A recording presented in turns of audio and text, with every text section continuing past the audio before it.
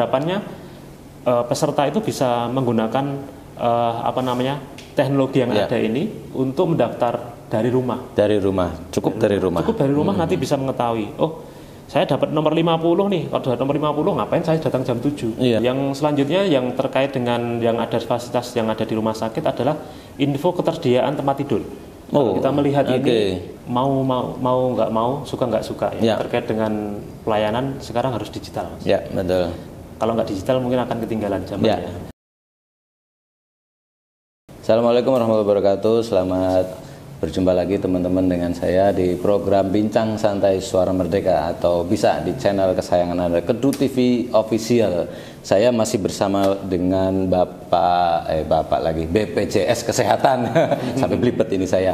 Ya, nggak masalah, itu kan namanya juga santai, Pak ya. Siap. Oke, kita masih bersama dengan BPJS Kesehatan. Kita akan membahas banyak program ya. Tadi kemarin sudah kita bahas, salah satu programnya adalah rehab, kemudian mobile JKN ya. Dan ini sekarang saya ingin membahas tentang BPJS ini melakukan sesuatu lompatan yang besar ya di era digital seperti ini. Tentu teman-teman juga sudah akrab dengan dunia digital ya.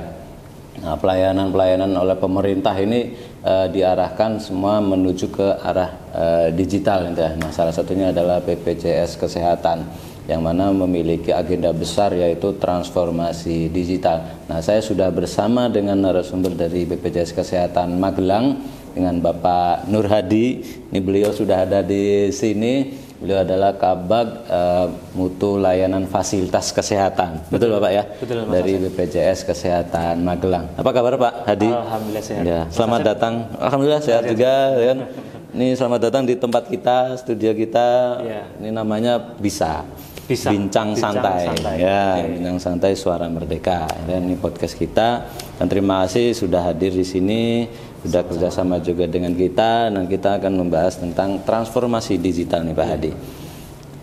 Dimulai dari kapan sih, atau mungkin latar belakangnya apa sih sehingga BPJS ini kemudian mengikuti era saat ini, yaitu era digitalisasi? Iya, oke, Mas Asep. Jadi Presiden Jokowi ini kan seringnya belusuan ya. Jadi sejak awal menjabat sampai dengan hari ini masih sering belusuan, dan salah satunya belusuan itu adalah ke fasilitas-fasilitas kesehatan. Baik itu di FKTP ataupun di FKRTL. Terakhir kita mengetahui beliau berkunjung di rumah sakit di wilayah Jawa Tengah, di wilayah Salatiga. Itu mengunjungi satu rumah sakit milik pemerintah. Jadi di sana beliau menyampaikan bahwa setelah kunjungan itu kok ternyata masih ada ya terkait dengan antrian yang panjang, kemudian masih ada kerumunan dan lain sebagainya. Nah, berangkat dari sana kemudian itu menjadi salah satu trigger bagi kita, bagi BPJS dan rumah sakit tentunya, untuk melakukan transformasi, mengubah bagaimana caranya biar tidak terjadi kerumunan, biar tidak terjadi antrian yang panjang. Nah, karena kalau apalagi pas era COVID ya, era COVID itu kalau antrian panjang terjadi kerumunan itu kan tentunya mungkin riskan sekali ya. Mungkin yang awalnya hanya mengantar bisa ketularan. Bisa jadi. Maka dari itu sebenarnya kalau program untuk antrian ataupun transformasi digital itu sudah cukup lama. Sejak 2019 itu sudah kita mulai, tetapi karena memang belum optimal, kita optimalkan di tahun-tahun ini. Nah, apalagi ada trigger dari Presiden kita bahwa untuk rumah sakit dan BPJS Kesehatan harus ada perbaikan kembali. Maka dari itu kita berupaya dengan rumah sakit ataupun dengan stakeholder yang ada, kita bersama-sama untuk melakukan lompatan-lompatan dalam hal teknologi. Salah satunya adalah dengan menggunakan antrian online. Dengan antrian online itu kan tentunya nanti akan bisa mengurangi, mempersingkat waktu tunggunya. Jadi kalau selama ini, kalau dulu itu kan pernah ini Mas, kalau antri itu kadang-kadang yang diantrikan itu sandalnya. Kayak antri sembako. Datang jam 5 yang daripada berdiri kan yang diantrikan sandalnya, sepatunya. Betul. Nah, itu pernah terjadi ya? Pernah terjadi karena memang loadnya cukup banyak, pesanan cukup banyak, kemudian rumah sakitnya membuka pendaftaran sejak pagi, akhirnya kan semuanya pengen mendapatkan layanan yang lebih cepat. Karena pengen cepat, akhirnya kan datangnya pagi semua. Nah, sejak subuh, bahkan subuhnya di rumah sakit, itu sudah ngantri. Ngantrinya sandalnya. Nah, itu pengen kita rubah.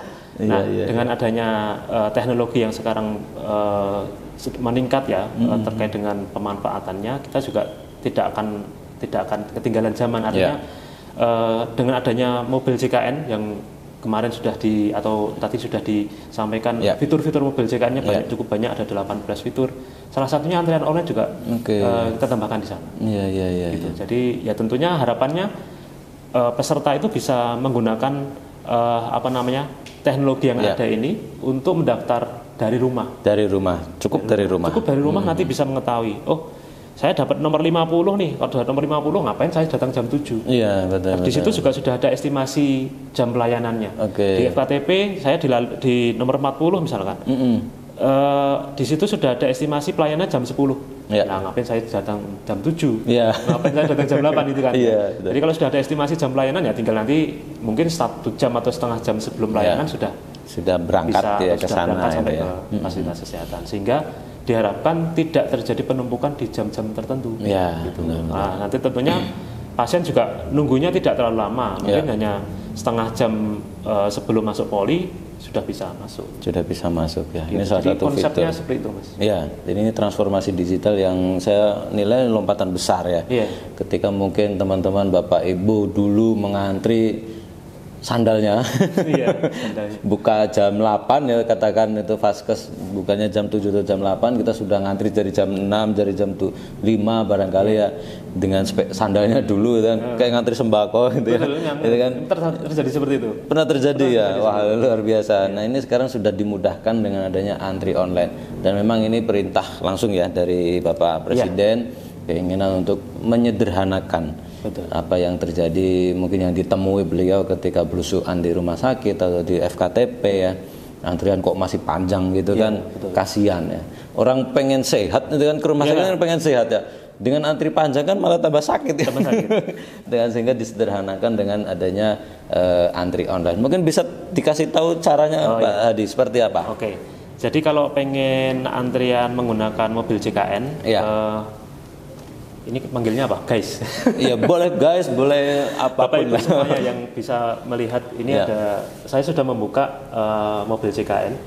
Ada 18 menu yang salah satunya adalah pendaftaran pelayanan ataupun antrian. Ini di pojok, bukan pojok sih, tapi di sisi sebelah kanan nomor 2 dari atas. Ini nanti ada pendaftaran pelayanan, tinggal klik saja. Nanti ada pilihan Vaskes tingkat pertama ataupun Vaskes tingkat lanjutan. Fasilitas pertama itu fungsinya apa? Kalau yang pertama itu ada untuk puskesmas, klinik pratama, dokter perorangan, dan dokter gigi. Jadi itu yang kita sebut dengan tingkat pertama, FKTP. Kemudian yang kedua adalah untuk Vaskes tingkat lanjutan. Itu yang rumah sakit, klinik utama itu masuknya ke Vaskes lanjutan. Nah, bagaimana kalau misalkan saya sedang sakit? Nah, kalau sakit silahkan nanti pilih, karena yang awalnya adalah yang diakses adalah Vaskes tingkat pertama, yang dipilih adalah Vaskes tingkat pertama. Nanti akan muncul nama saya, kemudian klinik saya di mana, kemudian nanti mau ke poli apa. Misalkan saya sakitnya demam ya nanti tinggal poli umum. Kalau misalkan saya sakit gigi ya tinggal poli gigi. Tergantung nanti mana yang akan diakses. Kemudian setelah dipilih polinya, harinya pengen apa? Misalkan mau hari ini, silakan bisa di hari ini klik. Kemudian nanti pilih tenaga medis. Pengen dengan dokter siapa? Kalau di puskesmas ada ya? Ada. Kalau saya milih dokter praktek perorangan hanya 1, tapi kalau di puskesmas, di klinik itu biasanya dokternya banyak. Bisa lebih dari 2, bahkan 3, bahkan 4. Di situ nanti akan muncul nama dokternya. Saya pengen ke dokter siapa? Tinggal pilih sesuai dengan pilihannya. Kemudian nanti jam pelayanannya. Kemudian dituliskan keluhannya apa? Langsung keluhan di situ ya? Ya, nanti itu sebagai keluhan awal. Nanti tetap akan diperiksa di lokasi ya. Kemudian nanti setelah diisi keluhannya tinggal simpan. Setelah disimpan nanti akan muncul nomor antrian. Kalau mungkin kalau misalkan untuk besok bisa saya dapat nomor 1, tapi kalau misalkan hari ini mungkin saya sudah dapat nomor yang kesekian, tidak nomor 1 atau nomor berapa. Nah, nanti tinggal di situ juga sudah ada estimasi jam pelayanannya. Jadi akan lebih memudahkan kita. Kita mau datang jam berapa? Misalkan kalau saya ini kan di klinik ya.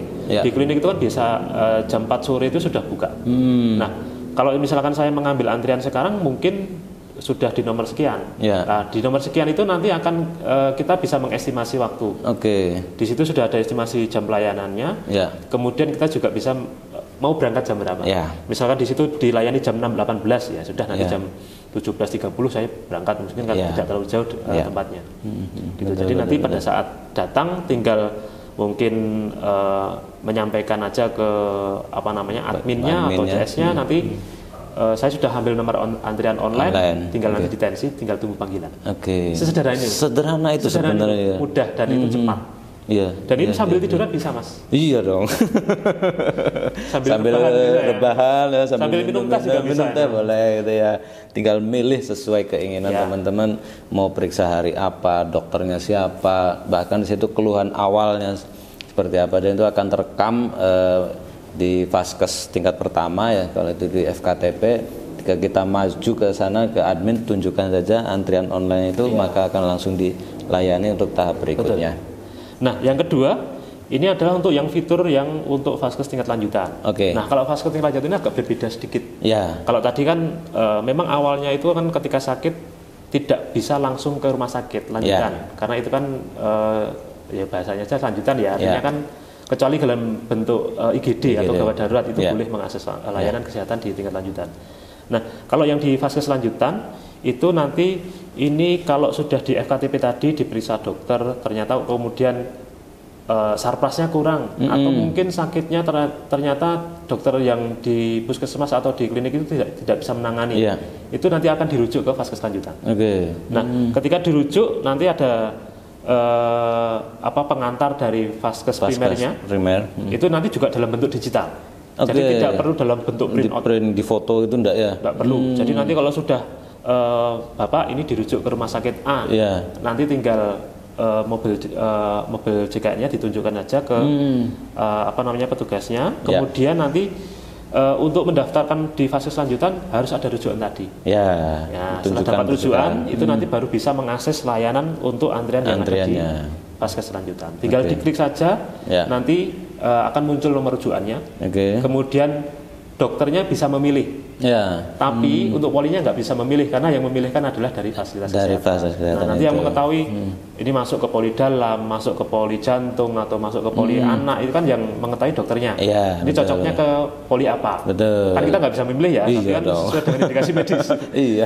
Jadi nanti akan dipilihkan polinya, nanti dari kita bisa memilih harinya dan tinggal harinya saja nama ya. Dokter. Dan nama dokternya, kan dengan satu poli mungkin dokternya beberapa ya, mau dokter yang mana, itu kan bisa. Dan tentunya adalah menentukan hari, ya kan, mau datang hari itu, besok atau kapan, itu kan tinggal lihat jadwalnya saja. Betul. Nah, nanti sudah dapat nomor, ya tinggal datang, tunjukkan saja, dan nanti tinggal seperti kayak di FKTP nanti kontrol cek tensi, berat badan dan sebagainya. Cukup sebenarnya langsung sederhana itu teman-teman. Sederhana itu, tidak perlu antri sandal sepatu.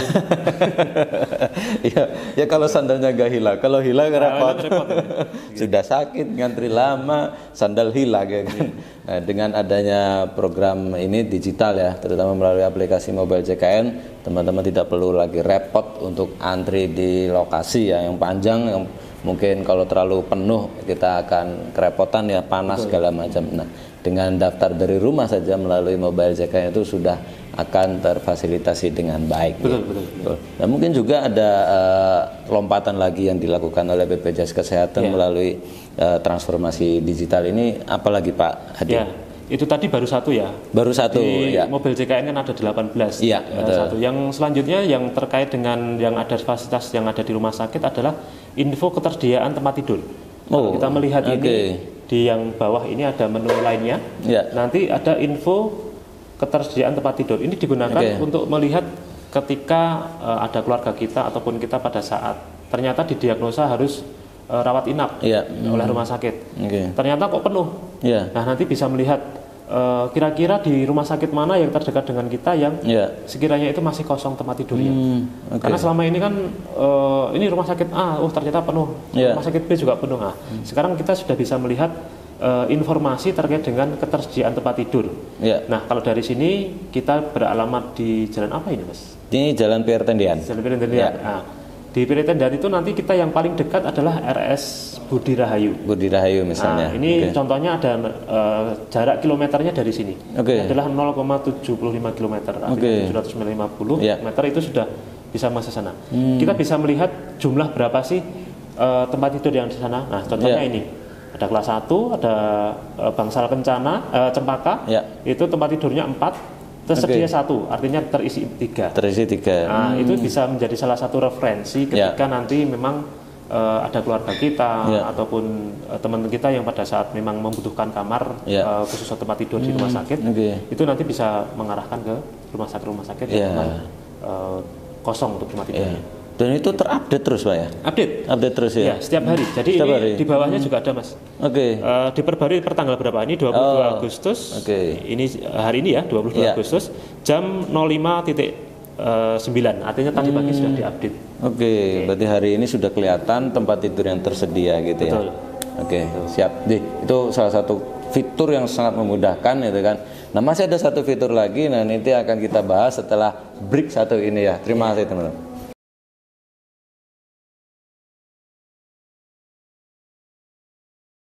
Oke teman-teman, kita lanjutkan perbincangan kita dengan Bapak Nur Hadi ya, tentang transformasi digital yang dilakukan oleh BPJS Kesehatan. Tadi sudah disebutkan fitur-fitur atau program dari digitalisasi BPJS Kesehatan ini. Pertama ada antrian online, kemudian yang kedua adalah ngecek ketersediaan tempat tidur ya di fasilitas tingkat lanjut ya. Di tingkat lanjut atau di rujukan. Nah, kita masih punya satu lagi program unggulan dari BPJS Kesehatan yang terkait dengan transformasi digital. Itu kita bisa mengecek jadwal tindakan operasi. Nah, ini bisa dijelaskan ini Pak Adi, ini ada fitur yang luar biasa ini, kita bisa mengecek jadwal operasi ini seperti apa Pak Adi? Ya, jadi ini berangkat dari ketika orang ataupun pasien yang dilakukan operasi itu kan sentra terkait dengan sentra bedah ya khususnya, itu kan terbatas. Kemudian antrian untuk dilakukan operasi juga panjang. Kita tidak bisa mengetahui saya akan operasi, misalkan contohnya gampangnya usus buntu lah. Itu kira-kira mau dilayani di rumah sakit itu berapa panjang atau berapa hari atau berapa lama. Nah, itu kan sejak adanya digitalisasi, kita mencoba berkoordinasi dengan rumah sakit untuk membridgingkan atau istilahnya menjembatani menginformasikan kepada peserta bahwa jadwal tindakan operasi itu bisa diakses oleh peserta. Kira-kira kalau di rumah sakit ini sudah mendapatkan pengantar di dokter untuk dilakukan operasi, saya di nomor berapa sih? Saya contohkan tadi misalkan operasi usus buntu ya di rumah sakit A. Nanti bisa diketahui jadwalnya itu di menu dimobilisikan juga, di menu lainnya nanti di info jadwal tindakan operasi. Nah, nanti tinggal diklik saja, kemudian nanti ini karena memang saya tidak ada tindakan operasi, makanya kosong, tapi nanti bisa misalkan nanti sudah terdaftar, nanti tinggal klik di jadwal operasi rumah sakit, nanti akan ketemu nama rumah sakitnya, rumah sakit mana. Nah, ketika nanti diklik nama rumah sakit, nanti akan muncul saya itu akan dioperasi misalkan 2 atau 3 hari ke depan. Nanti akan muncul datanya. Di tanggal berapa? Nanti contohnya ini di rumah sakit, contohnya di Budi Rahayu, nanti tinggal klik saja. Ini ada 2 antrian yang sedang dilakukan operasi. Nah, kalau kemudian saya masuk, kemudian nanti dioperasi, ya kemungkinan besar saya di nomor 3. Gitu. Nah, di sini tentunya akan memudahkan peserta untuk mengetahui kira-kira kapan sih saya dilakukan operasi oleh dokter. Itu ada waktunya ya? Tersantum waktunya juga ya? Ada, di sini nanti ada jadwalnya, di sini tanggal 22 Agustus, artinya hari ini nanti akan ada tindakan operasi di rumah sakit tersebut. Misal kita daftar, ada daftarnya di situ, ada bisa dicek kapan harinya ya, misal hari ini jam berapa atau besok jam berapa, ada semua ya. Berarti sangat memudahkan sekali nih teman-teman, tidak perlu bingung gitu kan mungkin dulu ya masih nunggu aja informasi dari dokter mungkin ya, dari rumah sakit nih jadwalnya kapan kan, atau mungkin juga mendadak gitu. Ya. Besok harus operasi jam sekian, kaget itu kan, nggak siap. Nah, karena yang mau dioperasi juga persiapannya panjang Pak ya. Harus ya kan? Siapan baju, mungkin betul, juga yang jelas itu kan mental juga. Mental, iyalah. Ketika masuk ruang operasi itu kan mental sangat menentukan juga Pak ya. Mungkin ada yang takut atau apa gitu ya. Iya. Dan termasuk juga nanti keluarga kan mengantar juga. Yang mengantar juga. Nanti bisa memperkirakan kalau besok dioperasi ya mungkin siapa yang bisa kosong untuk ke rumah sakit. Sudah ada jamnya, ada tempatnya, tinggal koordinasi dengan keluarga siapa yang nemenin gitu. Kan lebih memudahkan sekali ya. Kalau tadi antrian online untuk daftar di Vaskes tingkat pertama sudah ada jadwal nih urutan keberapa. Nah ini juga sama nih di operasi nih ya kan, dapat urutan yang keberapa bahkan sampai jam berapa sudah diketahui ya. Tentu ini sangat memudahkan kesiapan mental bagi pasien yang nanti akan menjalani operasi ini Pak. Luar biasa ini fasilitasnya dari transformasi digital ini. Nah mungkin ini baru 3 tadi ya, itu kan dari 18 fitur yang kemarin juga sudah kita bahas ya, fitur-fitur yang ada di mobile JKN. Nah mungkin ke depan ini ada terobosan apa lagi nih yang sekiranya nanti disampaikan oleh atau dikeluarkan oleh BPJS Kesehatan. Kita tunggu saja nih ya. Belum ada bocoran ini Pak Ade. Mungkin dari 18 ini nanti kita optimalkan dulu. Nanti kalau ada masukan-masukan kami bisa kami catat nanti bisa ditambahkan untuk apa saja aplikasi yang mau ditambahkan. Ya, jadi ini menu-menu yang mungkin menggugah selera gitu ya Mas. Iya, betul. Ya, ini tentu juga masukan dari teman-teman ini sangat diperlukan ya, betul ya Pak Ade ya. Dan di fitur juga ada ya masukan atau kritik, saran dan juga laporan atau aduan yang sekiranya nanti untuk mengoptimalkan pelayanan BPJS Kesehatan. Betul begitu ya Pak Ade ya? Betul. Ya. Dan ini ada harapan apa ini Pak Ade untuk teman-teman semuanya ini yang menjadi peserta maupun yang belum menjadi peserta untuk bisa ikut dalam transformasi digital BPJS Kesehatan ini Pak? Ya. Jadi di era sekarang mau nggak mau, suka nggak suka ya, terkait dengan pelayanan sekarang harus digital Mas. Ya betul. Kalau nggak digital mungkin akan ketinggalan zaman ya. Nah ini juga tentunya dengan adanya mobil JKN khususnya untuk antrian online ini kami pesan kepada seluruh peserta JKN silahkan bisa mendownload mobil JKN, kemudian nanti setelah bisa mendownload manfaat-manfaat apa saja yang dimanfaatkan cukup banyak, ada 18 menu. Salah satunya adalah dengan menggunakan antrian online tadi.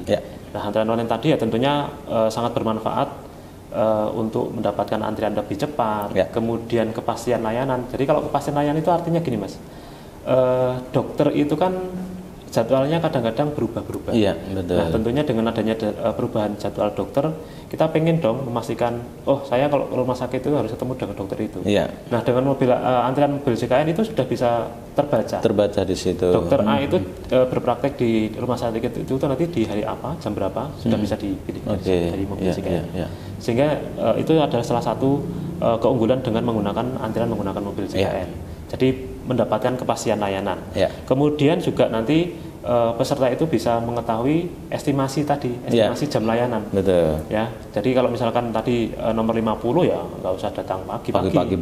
Tapi kalau nomor 1 ya sudah langsung datang pagi jam 7 mungkin langsung segera ke rumah sakit untuk mendapatkan pelayanan. Itu. Kemudian satu lagi manfaat untuk rumah sakit. Jadi kadang-kadang kita kan nggak tahu ya, internet itu kadang-kadang kadang down juga. Itu juga bisa menjadi salah satu manfaat juga buat Vaskes. Ketika nanti ada jaringan down atau mungkin internetnya sedang trouble, itu juga bisa digunakan sebagai salah satu untuk bisa melayani dulu pasien.